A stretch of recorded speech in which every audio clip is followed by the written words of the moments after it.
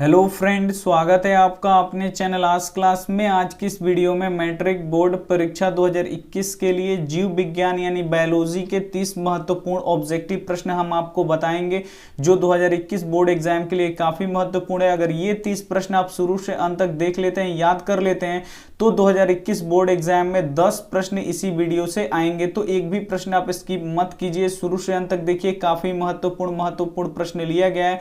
अगर चैनल को अभी तक आपने सब्सक्राइब नहीं किया है तो चैनल को सब्सक्राइब कर लीजिए, साथ में जो बेल आइकन है उसको दबा के ऑल पे कर लीजिए ताकि जब भी हम कोई वीडियो अपलोड करें तो सबसे पहले नोटिफिकेशन आप तक पहुंचे। आइए शुरू करते हैं यहाँ पे पहले नंबर प्रश्न से। तो यहाँ पे देखिए पहला प्रश्न है, प्रकाश संश्लेषण में ऑक्सीजन किससे अलग होकर बाहर निकलता है?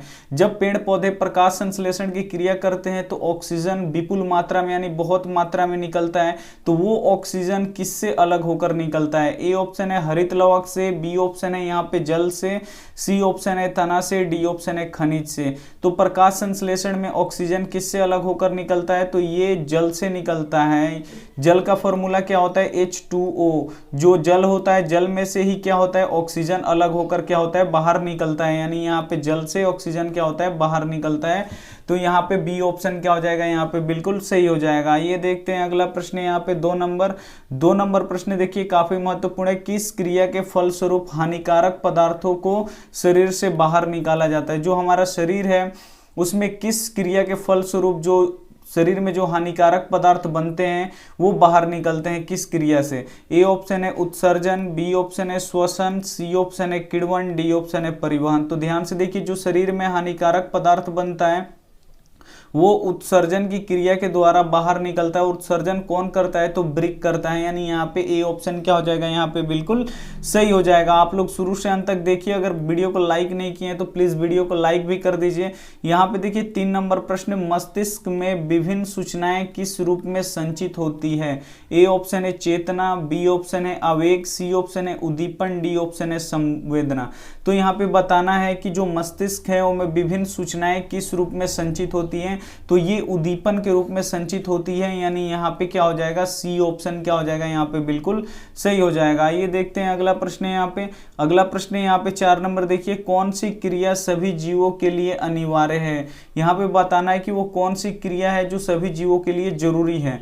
ए ऑप्शन है प्रकाश संश्लेषण, बी ऑप्शन है वातपोत्सर्जन, सी ऑप्शन है श्वसन, डी ऑप्शन है चलन।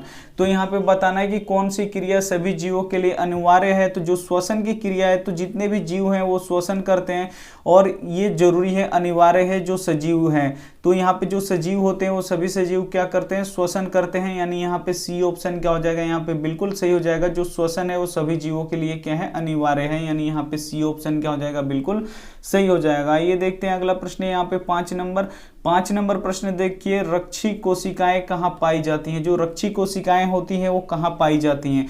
पेड़ पौधे में होते हैं। ए ऑप्शन है यहाँ पे जड़ में, बी ऑप्शन है पत्तियों में, सी ऑप्शन है फूलों में, डी ऑप्शन है फलों में। जो रक्षी कोशिकाएं होती हैं वो पेड़ पौधों में होते हैं। तो यहाँ पे बताइए कि रक्षी कोशिकाएं कहाँ पाई जाती हैं? तो रक्षी कोशिकाएं कहाँ पे पाई जाती हैं? पत्तियों में पाई जाती हैं। यानी यहाँ पे क्या हो जाएगा? बी ऑप्शन क्या हो जाएगा? यहाँ पे बिल्कुल सही हो जाएगा। आइए देखते हैं अगला प्रश्न है यहाँ पे। अगला प्रश्न है यहाँ पे 6 नंबर देखिए, रेजिन किस पौधे का उत्सर्जी पदार्थ है? जो रेजिन है या रेनिन भी कहीं पे लिखा होता है, रेजिन किस पौधे का उत्सर्जी पदार्थ है? ए ऑप्शन है बाबुल, बी ऑप्शन है कनेर, सी ऑप्शन है पीपल, डी ऑप्शन है चीड़।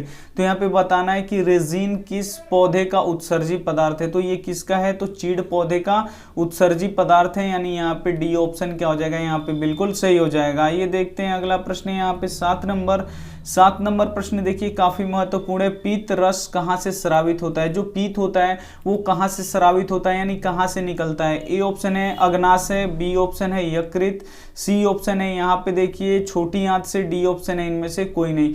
तो यहाँ पे देखिए जो पीत होता है वो कहाँ से निकलता है? यकृत यानी लीवर से निकलता है। यानी यहाँ पे क्या हो जाएगा? बी ऑप्शन क्या हो जाएगा? यहाँ पे बिल्कुल सही हो जाएगा। जो पीत रस होता है वो कहाँ से स्रावित होता है? तो यकृत से स्रावित होता है। यानी यहाँ पे बी ऑप्शन क्या हो जाएगा? यहाँ पे बिल्कुल सही हो जाएगा। ये देखते हैं अगला प्रश्न है यहाँ पे। अगला प्रश्न है यहाँ पे देखिए 8 नंबर प्रश्न काफी महत्वपूर्ण है। रुधिर का कौन सा अवयव रक्त स्राव को रोकने में मदद करता है। यहाँ पे देखिए जब उंगली कट जाता है तो खून निकलता है, कुछ 1-2 मिनट के बाद वहां से खून रुक जाता है, खून का वहां पे थक्का बना देता है, तो वो कौन बनाता है, यही पूछा गया है। ए ऑप्शन है लसिका, बी ऑप्शन है प्लाज्मा, सी ऑप्शन है प्लेटलेट्स, डी ऑप्शन है इनमें से कोई नहीं। तो रुधिर का कौन सा अवयव रक्त स्राव को रोकने में मदद करता है, तो जो प्लेटलेट्स होता है वो क्या करता है, रक्त का वहां पे थक्का बना देता है, जहां पे कटता है वहां से अब रक्त क्या होता है, जब थक्का बन जाता है तो नहीं निकलता है। ये रोकने का कार्य कौन करता है, प्लेटलेट्स करता है, यानी यहाँ पे सी ऑप्शन क्या हो जाएगा, यहाँ पे बिल्कुल सही हो जाएगा। ये देखते हैं 9 नंबर प्रश्न। 9 नंबर प्रश्न यहाँ पे देखिए इनमें से कौन बुद्धि और चतुराई का केंद्र है। यहाँ पे बताना है कि कौन इसमें से बुद्धि और चतुराई का केंद्र है। ए ऑप्शन है सेरिबेलम, बी ऑप्शन है मेडुला, सी ऑप्शन है यहाँ पे सेरिब्रम, डी ऑप्शन है यहाँ पे कैलिसम। तो यहाँ पे बताना है कि बुद्धि और चतुराई का केंद्र कौन है, तो जो सेरिब्रम होता है वो बुद्धि और चतुराई का केंद्र होता है, यानी यहाँ पे क्या हो जाएगा, सी ऑप्शन क्या हो जाएगा, यहाँ पे बिल्कुल सही हो जाएगा। आइए देखते हैं अगला प्रश्न है यहाँ पे 10 नंबर प्रश्न है यहाँ पे देखिए निम्न में से कौन फल पकाने के लिए प्रयुक्त होता है। इसमें से बताना है कि कौन फल पकाने के लिए प्रयुक्त होता है। ए ऑप्शन है साइटोकिनिन, बी ऑप्शन है यहाँ पे एथिलीन, सी ऑप्शन है जिब्रेलिन्स, डी ऑप्शन है इनमें से कोई नहीं। तो यहाँ पे आपको बताना है कि फल पकाने के लिए किसका प्रयोग किया जाता है। तो यहाँ पे देखिए जो फल पकाने में एथिलीन का क्या किया जाता है, प्रयोग किया जाता है, यानी यहाँ पे बी ऑप्शन क्या हो जाएगा, यहाँ पे बिल्कुल सही हो जाएगा। आइए देखते हैं अगला प्रश्न है यहाँ पे। अगला प्रश्न है यहाँ पे देखिए 11 नंबर प्रश्न काफी महत्वपूर्ण है। पेड़ पौधों की पत्तियां किस हार्मोन के कारण मुरझा जाती हैं। यहाँ पे बताना है आपको जो पेड़ पौधों की पत्तियां होती हैं वो किस हार्मोन के कारण मुरझा जाती हैं। ए ऑप्शन है साइटोकाइनिन, बी ऑप्शन है एथिलीन, सी ऑप्शन है जिब्रेलिन्स, डी ऑप्शन है एब्सिसिक एसिड। तो यहाँ पे बताना है कि पेड़ पौधों की पत्तियां किस हार्मोन के कारण मुरझाती हैं, तो ये एब्सिसिक एसिड के कारण मुरझाती हैं, यानी यहाँ पे डी ऑप्शन क्या हो जाएगा, बिल्कुल सही हो जाएगा यहाँ पे डी ऑप्शन। आइए देखते हैं अगला प्रश्न है यहाँ पे 12 नंबर प्रश्न देखिए यहाँ पे प्रत्यावर्ती चाप कहाँ बनते हैं। काफी महत्वपूर्ण प्रश्न है कि प्रत्यावर्ती चाप कहाँ बनते हैं। ए ऑप्शन है मेरुरज्जु, बी ऑप्शन है मस्तिष्क, सी ऑप्शन है पेशीऊतक, डी ऑप्शन है इनमें से कोई नहीं। तो यहाँ पे बताना है आपको कि प्रत्यावर्ती चाप कहाँ बनते हैं। तो प्रत्यावर्ती चाप कहाँ पे बनते हैं, मेरुरज्जु में बनते हैं, यानी यहाँ पे क्या हो जाएगा, ए ऑप्शन क्या हो जाएगा, यहाँ पे बिल्कुल सही हो जाएगा। आइए देखते हैं अगला प्रश्न यहाँ पे 13 नंबर प्रश्न देखिए यहाँ पे शरीर की प्रधान नियंत्रक ग्रंथि कौन सी है। यहाँ पे बताना है कि शरीर की प्रधान नियंत्रक ग्रंथि कौन सी है। ए ऑप्शन है जनन ग्रंथि, बी ऑप्शन है पीयूष ग्रंथि, सी ऑप्शन है थायराइड ग्रंथि, डी ऑप्शन है वृक्क। तो यहाँ पे बताना है कि शरीर की प्रधान नियंत्रक ग्रंथि कौन है, तो वो कौन है, पीयूष ग्रंथि है। और पीयूष ग्रंथि को हम लोग क्या बोलते हैं, मास्टर ग्रंथि भी कहते हैं, यानी यहाँ पे बी ऑप्शन क्या हो जाएगा, बिल्कुल सही हो जाएगा। आइए देखते हैं अगला प्रश्न है यहाँ पे। अगला प्रश्न है यहाँ पे देखिए 14 नंबर प्रश्न है यहाँ पे भोजन का पचना किस प्रकार की अभिक्रिया है। यहाँ पे बताना है कि भोजन का पचना किस प्रकार की अभिक्रिया है। ए ऑप्शन है उपचयन, बी ऑप्शन है अपचयन, सी ऑप्शन है संयोजन, डी ऑप्शन है विस्थापन।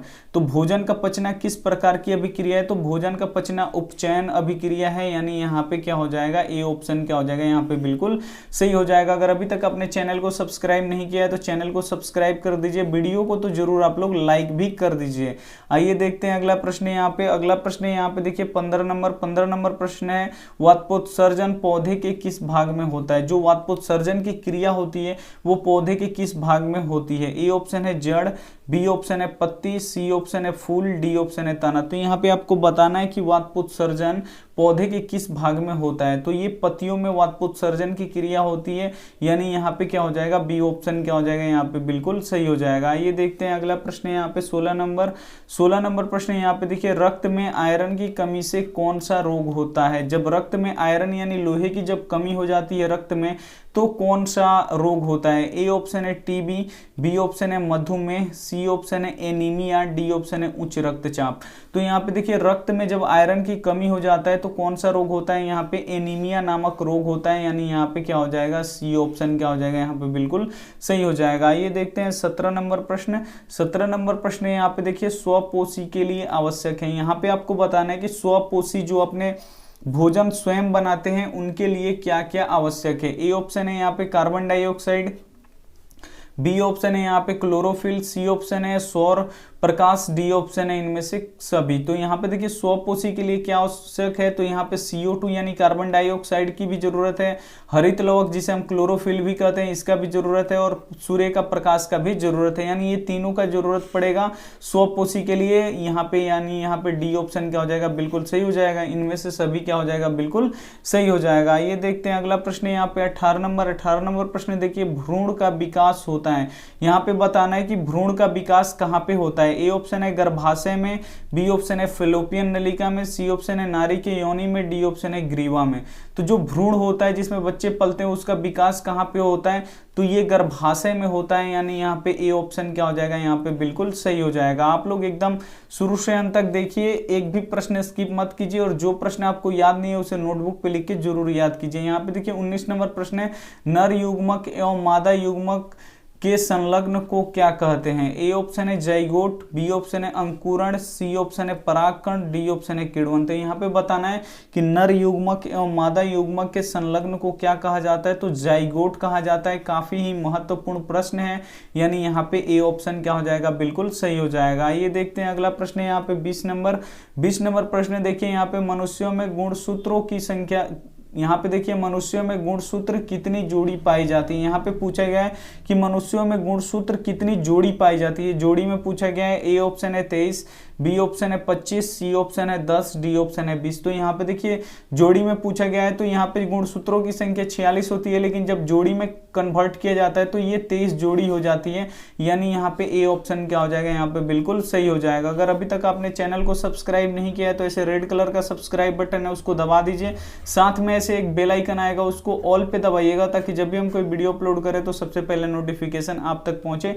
आइए देखते हैं अगला प्रश्न यहाँ पे 21 नंबर प्रश्न यहाँ पे देखिए, कोशिका में अनुवांशिक पदार्थ कौन सा है। यहाँ पे बताना है कि कोशिका में अनुवांशिक पदार्थ कौन सा है। ए ऑप्शन है डीएनए, बी ऑप्शन है गुणसूत्र, सी ऑप्शन है जीन, डी ऑप्शन है हरित लौक। तो यहाँ पे बताना है कि कोशिका में अनुवांशिक पदार्थ कौन सा है, तो कोशिका में अनुवांशिक पदार्थ कौन सा होता है, तो डीएनए होता है, यानी यहाँ पे ए ऑप्शन क्या हो जाएगा, यहाँ पे बिल्कुल सही हो जाएगा। ये देखते हैं अगला प्रश्न है यहाँ पे, अगला प्रश्न है यहाँ पे देखिए 22 नंबर, प्राकृतिक चुनाव द्वारा प्राणियों का विकास किसका मत है। यानी ये जो प्राकृतिक चुनाव द्वारा प्राणियों का विकास, यानी जैसे लोग परिवेश में रहेंगे उनका विकास वैसा ही होगा, यह सिद्धांत किसने दिया था, यही पूछा गया है। ए ऑप्शन है डार्विन, बी ऑप्शन है ओपेरिन, सी ऑप्शन है लैमार्क का, डी ऑप्शन है यहाँ पे मिलर का। तो यहाँ पे बताना है कि प्राकृतिक चुनाव द्वारा प्राणियों का विकास किसका मत है, तो ये डार्विन का है, चार्ल्स डार्विन का, यानी यहाँ पे ए ऑप्शन क्या हो जाएगा, यहाँ पे बिल्कुल सही हो जाएगा। आइए देखते हैं अगला प्रश्न है यहाँ पे, अगला प्रश्न देखिए काफी महत्वपूर्ण है 23 नंबर,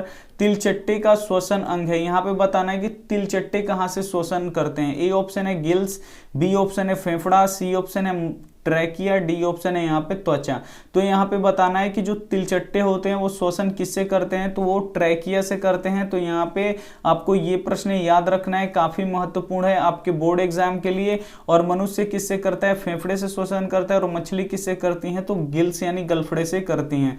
आइए देखते हैं अगला प्रश्न यहाँ पे, अगला प्रश्न यहाँ पे देखिए 24 नंबर प्रश्न है, ओजोन परत पाई जाती है। जो ओजोन परत होती है वो कहाँ पे पाई जाती है। ए ऑप्शन है वायुमंडल के निचली सतह में, बी ऑप्शन है वायुमंडल की ऊपरी सतह में, यहाँ पे सी ऑप्शन है दोनों, डी ऑप्शन है इनमें से कोई नहीं। तो यहाँ पे देखिए जो ओजोन परत है वो कहाँ पे पाई जाती है, तो वायुमंडल की ऊपरी सतह में पाई जाती है, यानी यहाँ पे बी ऑप्शन क्या हो जाएगा, यहाँ पे बिल्कुल सही हो जाएगा। ये देखते हैं अगला प्रश्न है यहाँ पे 25 नंबर प्रश्न देख लीजिए, काफी महत्वपूर्ण है। परावैंगनी किरण से कौन सा रोग होता है। जो परावैंगनी किरण हमारे अगर पृथ्वी तक पहुंचती है तो कौन सा रोग होगा। ए ऑप्शन है सर्दी, बी ऑप्शन है त्वचा कैंसर, सी ऑप्शन है पेट दर्द, डी ऑप्शन है सर दर्द।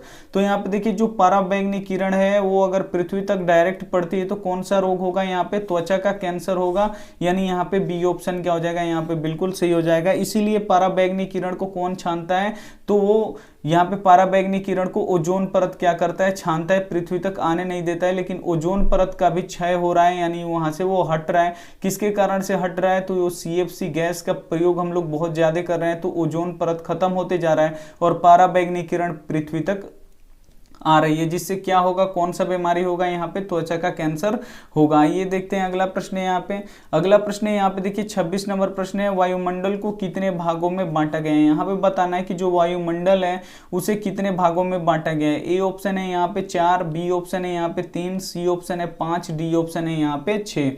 तो यहाँ पे प्रश्न काफी महत्वपूर्ण है कि वायुमंडल को कितने भागों में बांटा गया है। तो वायुमंडल को 5 भागों में बांटा गया है, यानी यहाँ पे सी ऑप्शन क्या हो जाएगा, यहाँ पे बिल्कुल सही हो जाएगा। ये देखते हैं अगला प्रश्न है यहाँ पे। अगला प्रश्न है यहाँ पे 27 नंबर देखिए, गंगा कार्यक्रम योजना कब आरंभ हुई। यहाँ पे बताना है कि जो गंगा कार्यक्रम योजना है वो कब शुरू हुई। ए ऑप्शन है 1980, बी ऑप्शन है 1920, सी ऑप्शन है 1985, डी ऑप्शन है 1990। तो यहाँ पे प्रश्न है कि गंगा कार्यक्रम योजना कब प्रारंभ हुई थी। तो ये कब प्रारंभ हुई थी, 1985 में हुआ था, यानी यहाँ पे सी ऑप्शन क्या हो जाएगा, यहाँ पे बिल्कुल सही हो जाएगा। ये देखते हैं अगला प्रश्न है यहाँ पे। अगला प्रश्न है यहाँ पे 28 नंबर देखिए, ग्रीन हाउस गैस है, इसमें से बताना है कि कौन ग्रीन हाउस गैस है। ए ऑप्शन है ऑक्सीजन, बी ऑप्शन है कार्बन डाइऑक्साइड, सी ऑप्शन है हाइड्रोजन, डी ऑप्शन है नाइट्रोजन। तो यहाँ पे बताना है कि ग्रीन हाउस गैस कौन है इसमें से। तो ग्रीन हाउस गैस कौन सा है, तो ये कार्बन डाइऑक्साइड गैस है, वो ग्रीन हाउस गैस है, जिसे हम लोग CO2 भी बोलते हैं, यानी यहाँ पे बी ऑप्शन क्या हो जाएगा, यहाँ पे बिल्कुल सही हो जाएगा। ये देखते हैं अगला प्रश्न है यहाँ पे 29 नंबर प्रश्न है यहाँ पे देखिए, मेंडल ने अपने प्रयोगों के लिए किस पौधे को चुना था। यहाँ पे बताना है कि मेंडल ने अपने प्रयोगों के लिए किस पौधे को चुना था। ए ऑप्शन है मटर, बी ऑप्शन है गुलाब, सी ऑप्शन है चना, डी ऑप्शन है पपीता। तो यहाँ पे बताना है कि जो मेंडल साहब थे वो अपने प्रयोगों के लिए किस पौधे को चुने थे। तो वो मटर के पौधे को चुने थे, यानी यहाँ पे ए ऑप्शन क्या हो जाएगा, यहाँ पे बिल्कुल सही हो जाएगा। और मेंडल को आनुवांशिकी के भी पिता बोला जाता है, यानी यहाँ पे ए ऑप्शन क्या हो जाएगा, बिल्कुल सही हो जाएगा। ये देखते हैं अगला प्रश्न और अंतिम प्रश्न यहाँ पे देखिए, चिपको आंदोलन की अग्रणी नेता कौन है। यहाँ पे बताना है कि जो चिपको आंदोलन हुआ था उसके अग्रणी नेता कौन थे। ए ऑप्शन है सुंदरलाल बहुगुणा, बी ऑप्शन है MS स्वामीनाथन, सी ऑप्शन है महात्मा गांधी, डी ऑप्शन है रविंद्रनाथ टैगोर। तो यहाँ पे बताना है कि चिपको आंदोलन के अग्रणी नेता कौन है, तो वो सुंदरलाल बहुगुणा जी हैं, यानी यहाँ पे क्या हो जाएगा, ए ऑप्शन क्या हो जाएगा, यहाँ पे बिल्कुल सही हो जाएगा। और ये रहा आपका होमवर्क प्रश्न, जिसका जवाब आपको कमेंट बॉक्स में देना है। तो यहाँ पे देखिए प्रश्न है कि सूक्ष्मदर्शी में किस लेंस का प्रयोग किया जाता है। यहाँ पे आपको बताना है कि जो सूक्ष्मदर्शी होता है उसमें किस लेंस का प्रयोग किया जाता है। ए ऑप्शन है अवतल लेंस, बी ऑप्शन है उत्तल लेंस, सी ऑप्शन है समतल लेंस, डी ऑप्शन है उत्तल दर्पण। जो भी आपका सही कमेंट है तो उसका पूरा आप लोग नाम लिख के भेजिए, ABC ऐसे करके मत भेजिएगा, पूरा नाम लिख के भेज दीजिएगा जो भी आपको सही लगे जवाब। अगर वीडियो अच्छी लगी हो तो आप वीडियो को जरूर लाइक कर दीजिए। चैनल को अभी तक सब्सक्राइब नहीं किए हैं तो चैनल को सब्सक्राइब कर लीजिए, साथ में एक बेल आइकन आएगा, सब्सक्राइब करने के बाद उसको ऑल पे दबा लीजिए, ताकि जब भी हम कोई वीडियो अपलोड करें तो सबसे पहले नोटिफिकेशन आप तक पहुंचे। और ऐसे एक तीर का निशान बना होता है, अगर अभी तक आपने शेयर नहीं किया है तो शेयर भी कर दीजिए स्टडी ग्रुप में। थैंक यू फॉर वॉचिंग, मिलते हैं अगली वीडियो में, तब तक अपना ध्यान रखिए, टेक केयर, बाय।